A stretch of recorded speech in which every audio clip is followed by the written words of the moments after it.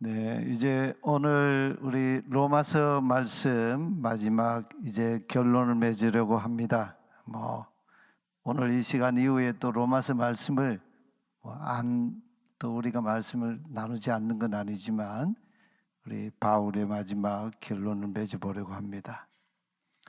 로마서는 바울이 1차, 2차, 3차 전도 여행을 다 마치고 고린도에 몇 개월 이렇게 머물고 있을 때 당시 로마 제국의 가장 서쪽인 서바나, 요즘 스페인이라고 그랬죠.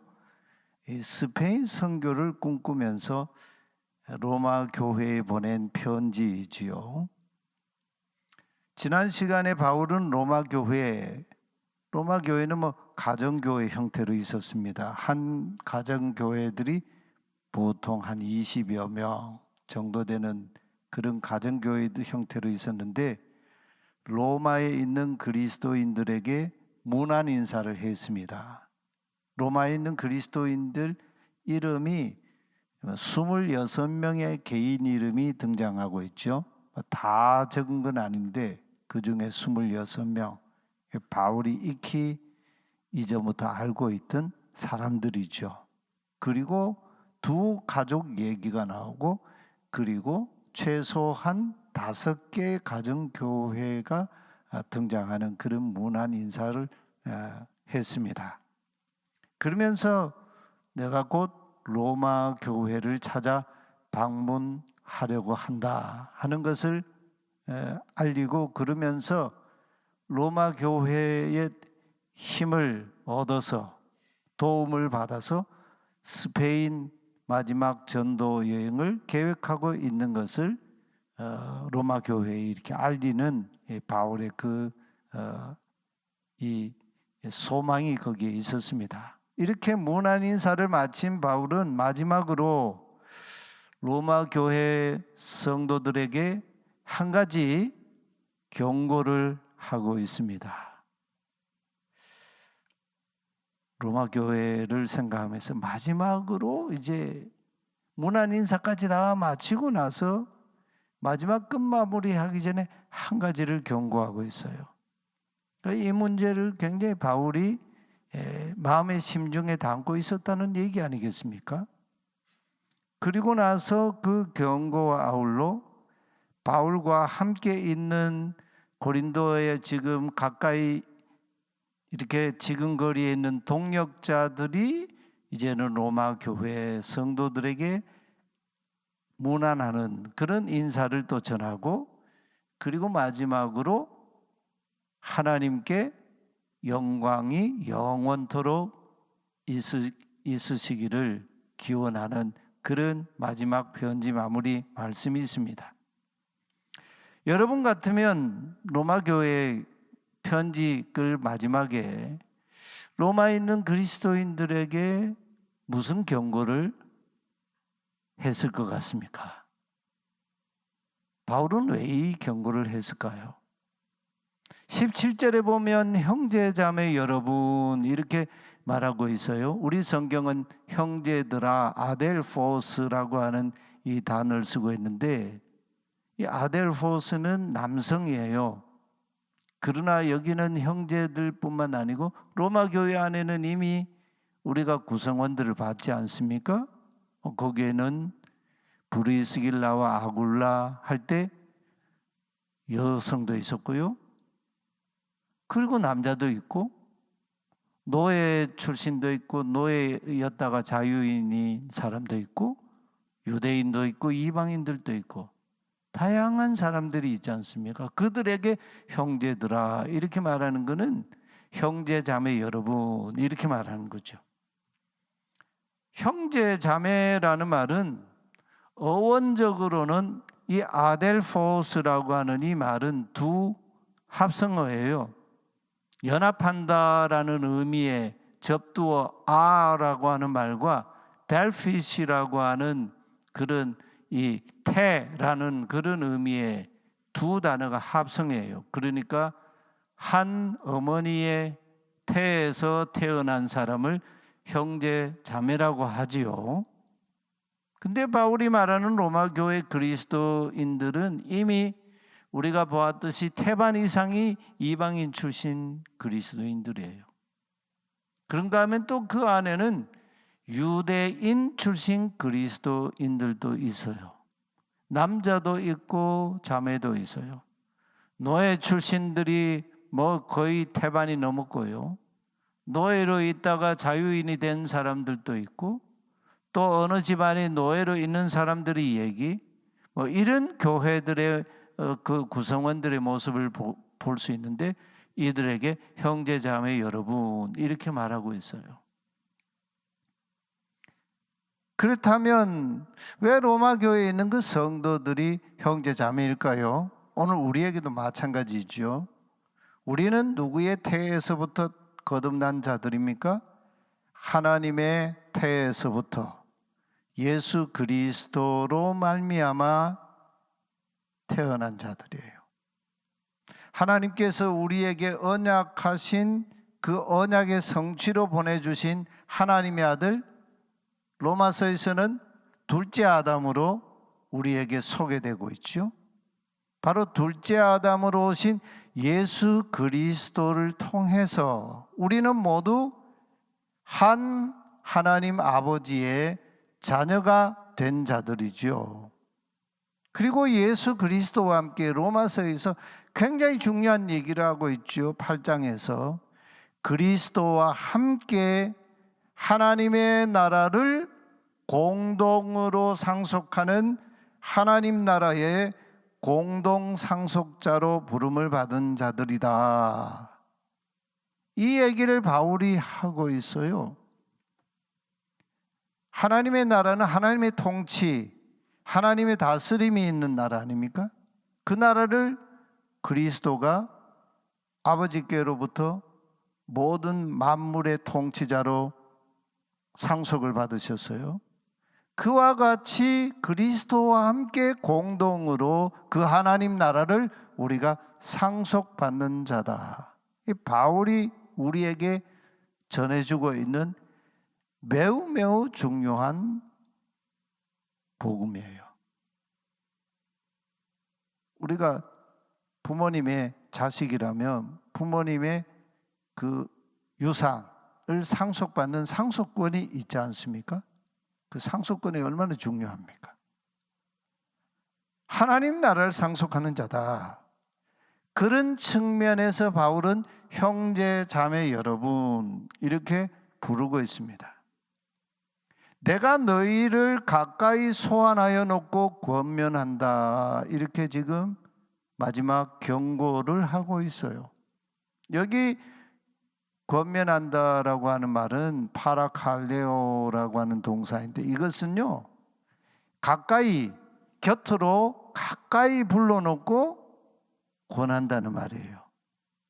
굉장히 중요한 얘기가 있을 때 직접 얼굴과 얼굴을 맞대고 가까이 불러놓고 대화하잖아요.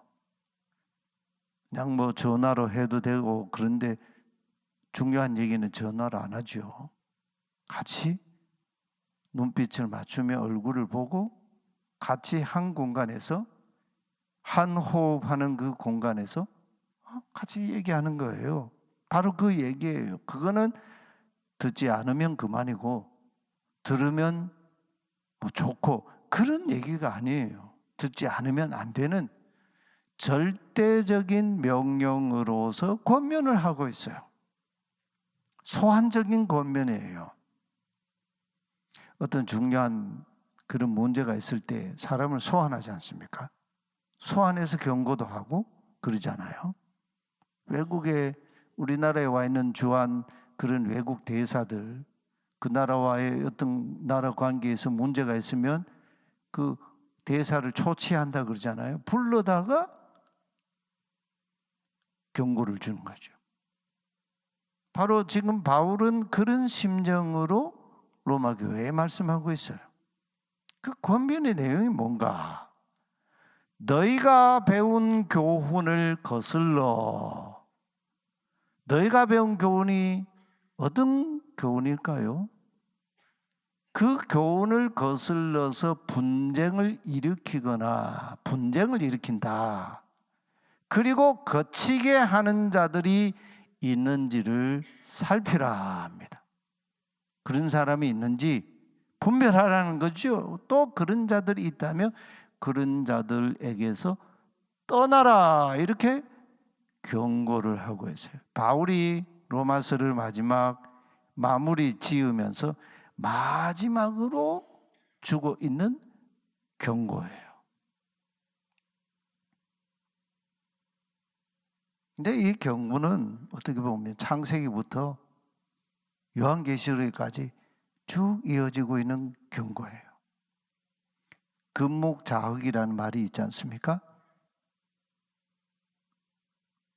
검은 묵을 가까이 하는 사람은 검은 묵이 묻을 수밖에 없는 거죠.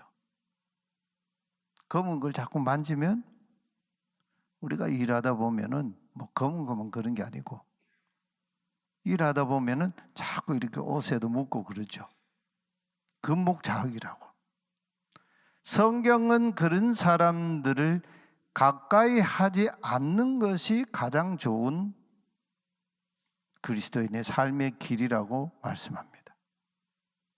시편 1편에도 그러잖아요.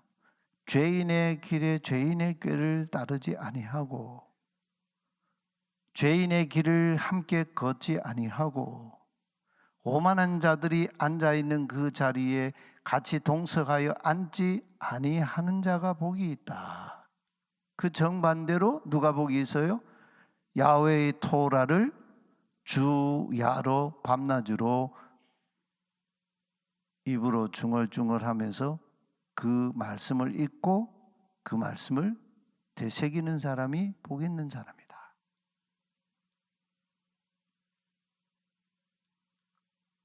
하나님의 이 배운 이 사도적 가르침의 이 말씀을 거스르고 그리고 그것을 또 거치게 하는 사람, 그런 사람들을 가까이 하면 자꾸 그 사람과 대화하다 보고 가까이 하면 분쟁이 일어나요.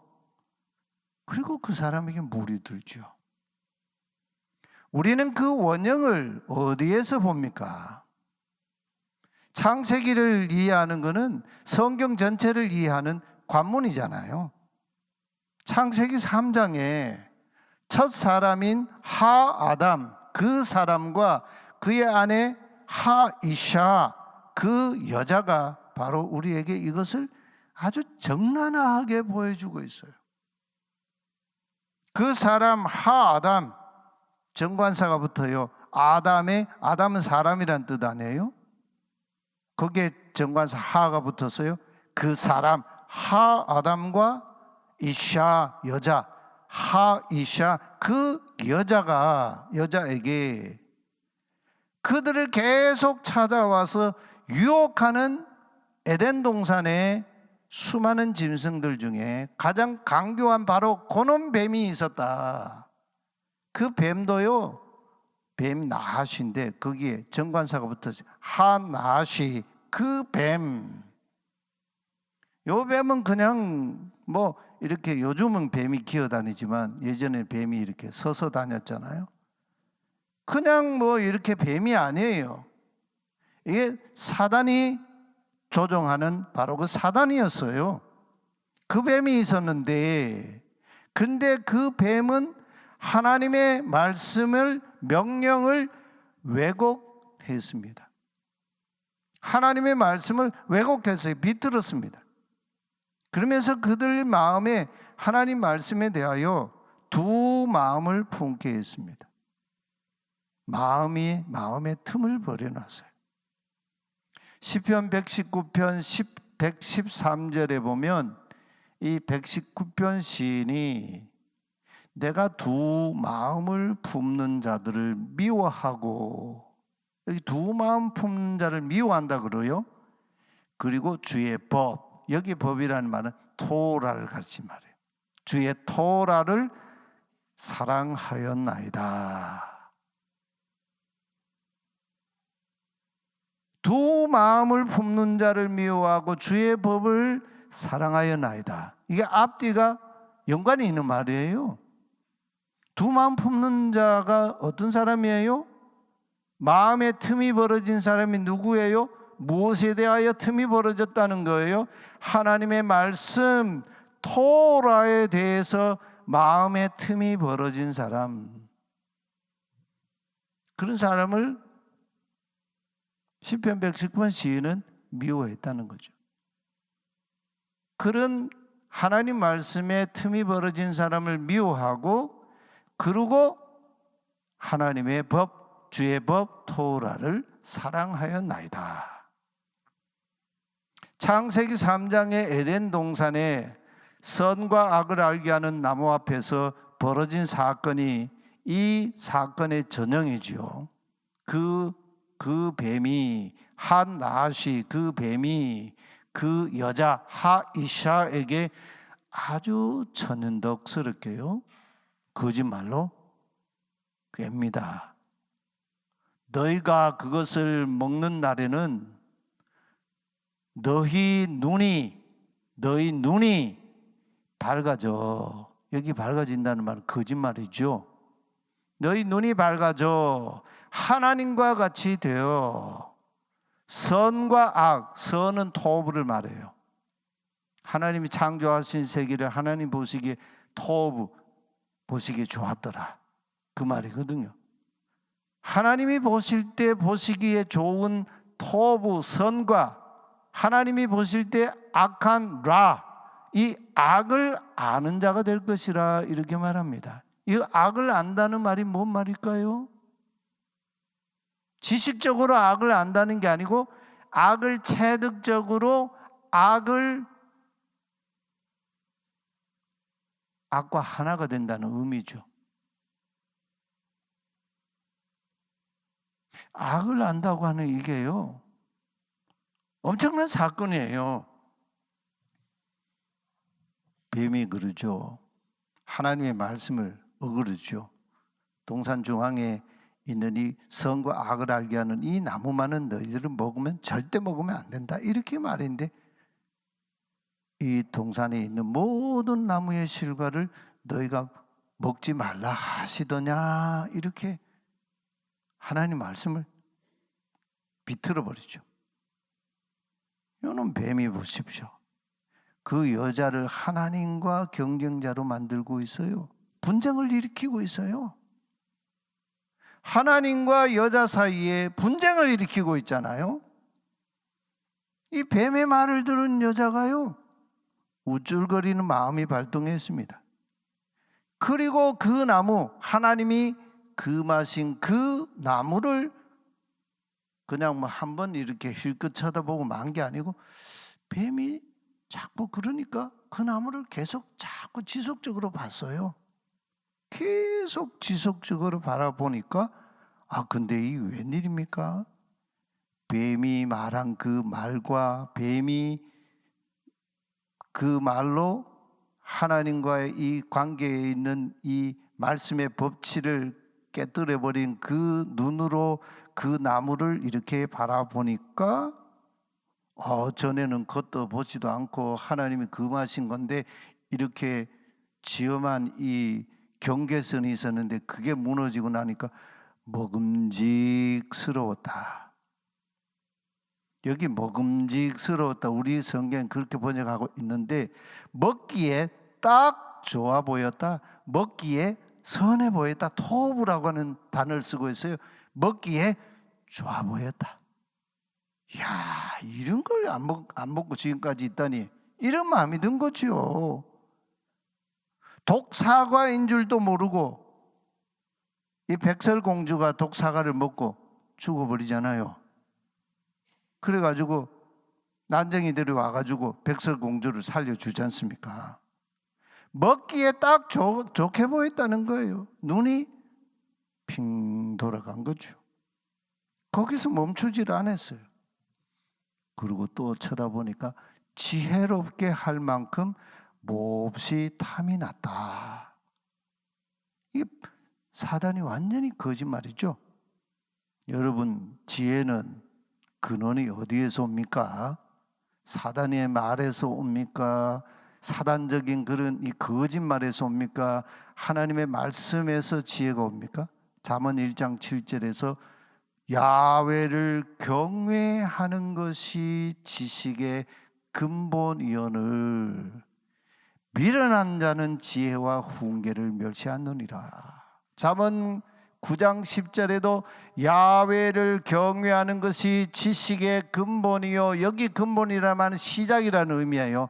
지식의 시작이요, 지식의 처음이요, 거룩하신 자를 아는 것이 명철이니라. 어마어마한 말씀이에요.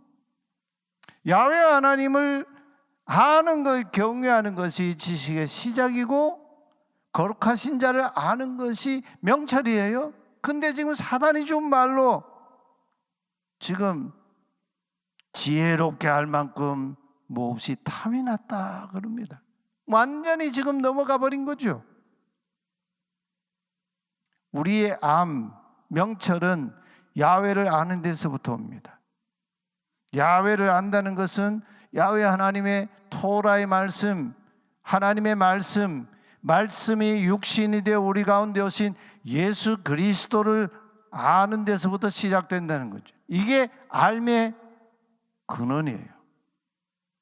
근데 이 여자, 그 여자 하이샤는 완전히 눈과 지식이 완전히 돌아가 버렸어요. 사단이 뱀이 준 정보로, 시각으로 하나님께서 금하신 선과 악을 알게 하는 그 나무를 영 다른 시각으로 보고 있습니다. 이것이 오늘날도 그대로 반복되고 있다는 것이죠. 진리를 거짓으로 보고 거짓을 진리로 보고, 빌라도의 재판이 바로 그거 아닙니까? 예수님 진리에 대해서 증언하러 왔다. 그러니까 진리가 뭐냐라고 묻잖아요. 여러분, 거짓말하는 자, 진실을 호도하는 자, 하나님 말씀에 두 마음을 품는 자, 우리는 가까이 하면 안 됩니다. 그가 계속해서 접근하면 대적하여 물리쳐야 합니다. 침묵하며 동조해서도 안 됩니다. 그렇게 분쟁을 일으키고 하나님의 교훈을 거스르는 자의 정체성이 뭔가 18절에서 바울이 아주 분명하게 말씀하고 있죠. 18절 우리 같이 한번 읽어보겠습니다. 이 같은 자들은 우리 주 그리스도를 섬기지 아니하고 다만 자기들의 배만 섬기나니 교활한 말과 아첨하는 말로 순진한 자들의 마음을 미혹하느니라. 우리 안에 흔히 벌어지는 딱 그 얘기, 그 말씀 아니에요. 여기 배만 섬긴다고 하는 말은 탐욕으로 움직이는 사람이라는 뜻입니다. 그러나 로마 교회 성도들은 그리하지 않았다고 바울이 칭찬하고 있지요. 너희의 순종함이 모든 사람에게 들리는지라. 그러므로 내가 너희로 말미암아 기뻐하노니 너희가 선한데 지혜롭고 악한데 미련하기를 원하노라. 바울이 이런 얘기를 그냥 자기가 지어내야 한 얘기가 아니고 창세기의 말씀부터 이 토라의 아주 정통한 학자 아닙니까? 거기서 다 나온 말씀이에요. 바울이 마지막으로 이 경고를 하는데 사실은 12장에서 너희 몸을 하나님이 기뻐하시는 거룩한 산 제물로, 살아있는 희생 제물로 드리라, 그렇게 명령했죠. 그러기 위해서는 이 세대를 본받지 말라. 오직 마음을 새롭게 함으로 변화를 받으라.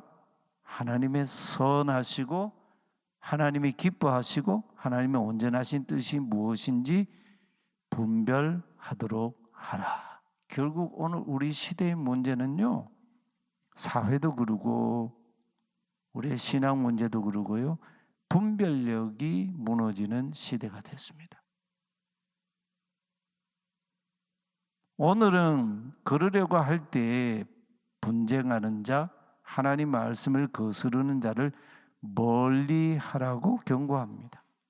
그럴 때 바울이 뭐라 그러냐, 평강의 하나님께서, 샬롬의 하나님께서 속히 아주 신속하게 사단을 너희 발 아래에서 산산히 깨뜨려 버리실 것이라고 합니다. 엄청난 말씀을 하고 있죠. 우리가 거스르고 하나님의 이 말씀을 거스르고 또 넘어지게 하고 하는 그런 자들로부터 떠나고 그런 자들을 배격할 때 평강의 하나님께서 속히 신속하게 사단을 너희 발 아래에서 산산히 깨뜨려 버리실 것이다. 너무너무 분명하게 말씀하고 있죠. 예수님께서 공생애를 시작하실 때 요한에게 세례를 받으시고 성령님에 이끌려 광야로 나가셔서 40일 금식 기도하셨는데 마귀에게 시험을 받는 그 자리에 나가셨습니다. 40일 금식 기도했을 때 절정에 이르렀을 때 마귀가 와서 예수님에게 시험하지요. 얼마나 배고프냐. 이 광야에 널브러진 이 돌들로 떡덩이가 되게 해서 먹으라고 하죠. 그때 예수님이 뭐로 물리쳤습니까? 하나님 말씀으로, 신명기 8장의 말씀으로 사람이 떡으로만 사는 것이 아니요, 떡을 부정하지 않으셨어요. 하나님의 입에서 나오는 모든 말씀으로 사는 것이네. 그리고 또 사단이 예수님을 데리고 성전의 높은 곳으로 올라가서 여기서 뛰어내리라. 그러면 사람들이, 성전에 얼마나 사람들이 많이 모여 있습니까? 그 높은 곳에서 예수님이 뛰어내리는데 다치지 않고 이러면 와 하고 막 이렇게 사람들이 추종할 거 아닙니까? 예수님께서 그때요 하나님 말씀으로 사단을 물리쳐. 주 너희 하나님을 시험하지 말라. 마지막으로 사단이 높은 산에 예수님을 데리고 가서 그 주변 모든 나라들을 보여주면서 나에게 한번 엎드려 경배하면, 여러분 구약시대의 이스라엘 백성들이 누구에게 경배했습니까? 하나님께 경배하지 않고 바알신에게 경배하고 우상에 경배하고, 그래서 하나님 앞에 채찍도 맞고 하나님의 엄청난 책망을 듣지 않았습니까? 내가 한 번만 나에게 경배하면 이 천하를 주겠다고 예수님께서 하나님 말씀으로 물리치시죠. 주 너희 하나님만 경외하고 다만 그를 섬기라. 그럴 때 하나님의 평강이 예수님에게 찾아왔습니다. 사단은 떠나가고 천사들이 와서 수종드리라. 우리 주 예수의 은혜가 너희에게 있을지어다. 이렇게 바울은 로마 교회에 보낸 편지의 대미를 장식합니다. 그리고 이 편지를 쓰는 고린도에 있는 그와 함께 있던 동역자 디모데와 친척, 여기 친척이라는 말은 결에 붙이를 말합니다. 동족이라는 말입니다. 바울과 혈연이 있는 그런 가족관계라는 말이 아니고 소위 유대인이란 말이죠. 누기오와 야손과 소시바더가 로마에 있는 성도들에게 문안합니다. 또 이 편지를 대신 대필하고 있는 기록자 나 드디어도 여러분에게 안부를 전합니다. 나는 이 편지를 받아 쓴 사람입니다. 또 가이오도 여러분에게 깊은 마음을 담아서 안부합니다. 그는 나를 손님으로 환대해 주었고 온 교회가 자신의 집에서 모이게 해준 가정교회에 섬기는 자였다. 또 고린도에 살림 담당관이었던 청직이었던 에라스도와 형제 구아도 여러분에게 안부합니다. 이렇게 자신과 함께 있는 자들이 로마 교회에 안부를 전하고, 마지막으로 바울은 이제 하나님을 찬양합니다. 하나님은 여러분을 굳건하게 하실 수 있는 분입니다. 내가 전하는 복음 곧 예수 그리스도를 전파함은 오랜 세월 영원전부터 지나도록 침묵 속에 감추어져 있던 이 비밀의 계시대로 그러하십니다. 요한복음 1장 14절에 말씀이 육신이 되어 우리 가운데 거하셨다. 요한은 이렇게 증언하고 있죠. 바울의 표현은 이렇게 하고 있어요. 그런데 이제는 그 비밀이 영원하신 하나님의 명령에 따라서 예언자들의 글을 통해 드러났습니다. 고린도전서 15장에 보면 바울은 예수님을 증언하면서 복음을 이렇게 성경대로 그리스도께서 십자가에 죽으시고 죽은 자 가운데 무덤에 장사되시고 사흘 만에 성경대로 다시 살아나시고, 여기 성경대로가 무슨 뜻이에요? 예언자들이 예언한 그 말씀대로 계시가 이루어졌다, 그런 말씀 아니에요. 그렇게 해서 믿고 순종하는 모든 다른 민족에게도 이제 알려졌습니다. 바울이 지금 로마교회 편지를 쓰는데 이때 당시에는 누가 이 복음을 벌써 들었습니까? 소아시아에 있는 여러 도시들에 있는 교회들, 그리고 유럽 저 마게도니아 빌립보 교회로부터 데살로니가 교회, 베레아 교회, 내려와서 아가야의 고린도 교회, 갱그레아 교회, 아가야에 있는 그런 이 교회들, 이들에게도 이 복음이 전해졌습니다. 그런데 유일하시며 지혜로우신 하나님께 예수 그리스도를 통하여 영광이 영원토록 있을지어다. 누구예요? 하나님께. 누구를 통해서요? 복음이신 예수 그리스도를 통해서. 기가 막힌 말씀 아니에요. 어디 한마디 군더더기가 없어요. 이 놀라운 말씀. 아멘이지요? 네, 할렐루야 합니까?